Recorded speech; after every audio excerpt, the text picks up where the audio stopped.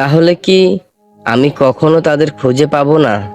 আল্লাহ চাইলে সবই সম্ভব, কিন্তু তুমি মাদ্রাসায় ফিরে যাও, ইবাদত করো, জ্ঞান অর্জন করো।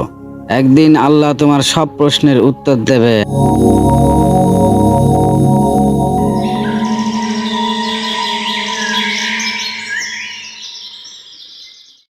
আমার খাবার কোথায়? আমার খাবার তো আমি আমার রুমে রেখেছিলাম। খাবার কে খেয়েছো? তাড়াতাড়ি বলো। এটা কেমন কথা বলছো রাফি? তোমার খাবার আবার কে খাবে? নিশ্চয়ই কেউ চুরি করে খেয়েছে, তা না হলে আমার খাবার যাবে কোথায়? এটা হতেই পারে। আমাদের এখানে কিছু এতিম বাচ্চা আছে যাদের খাবার নেই, তারাই হয়তো চুরি করে খেয়েছে। একটু আশেপাশে ভালো করে নজর দিয়ে দেখো রাফি। আব্দুল্লাহ, তুমি কি আমার খাবার খেয়েছো? সত্যি করে বলো, তা না হলে কিন্তু আমি তোমার নামে বিচার দেবো হুজুরের কাছে। আসলে আমি এর কিছুই জানি না। আমি তোমার খাবার খাইনি, তুমি আমাকে ভুল বুঝছো রাফি। রাফি, তুমি ওর কথা বিশ্বাস করো না। ও ধরা খেয়েও মিথ্যা কথা বলছে। আমি দেখেছি ও চুরি করে খেয়েছে। কি হয়েছে তোমাদের? এত হইচই করছো কেন? হুজুর, আব্দুল্লাহ আমার খাবার চুরি করে খেয়ে ফেলেছে।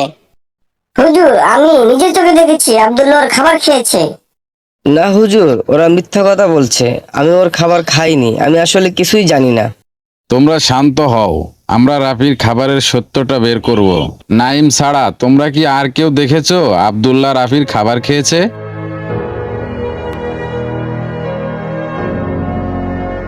হুজুর, আমি দেখেছি আব্দুল্লাহ রাফির খাবার খায়নি, একটি বিড়ালে খাবার খেয়েছে। আব্দুল্লাহ, আমি দুঃখিত। আমি না জেনেই তোমাকে দোষ দিয়েছি, তুমি আমাকে মাফ করে দিও। ঠিক আছে রাফি, আমরা তো বন্ধু, তাই না? দেখো বাচ্চারা, সত্য না জেনে কাউকে দোষারোপ করা খুবই ভুল। কখনো কারোর উপর সন্দেহ করার আগে যাচাই বাছাই করা উচিত।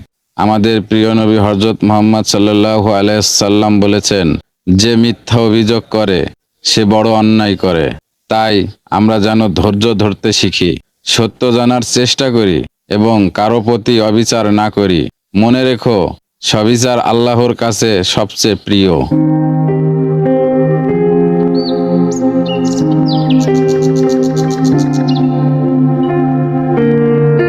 আব্দুল্লাহ, তুমি এখানে দাঁড়িয়ে আছো কেন? তোমার বাবা মা কি তোমাকে নিতে আসেনি? হুজুর, আমি জানি না আমার বাবা মা কোথায় আছে। আমি কখনো তাদের দেখিনি।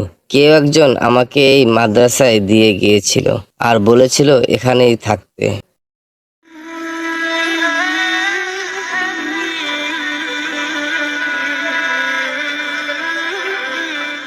আমারও হয়তো একটা বাড়ি আছে, হয়তো বাবা মাও আছে, কিন্তু আমি ওদের চিনি না। ওরা কোথায় থাকে তাও জানি না। আমার ওদের খুঁজে বের করতেই হবে।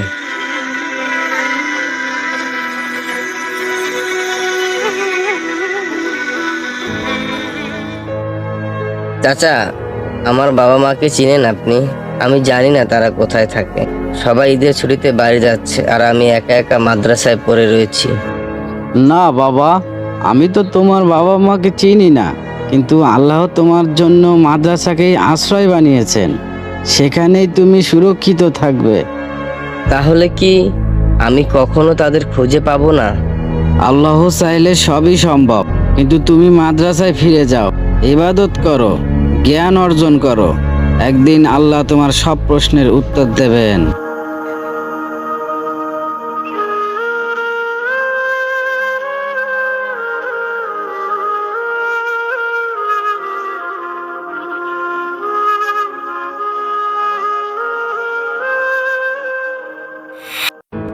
আব্দুল্লাহ, তুমি এতক্ষণ কোথায় ছিলে?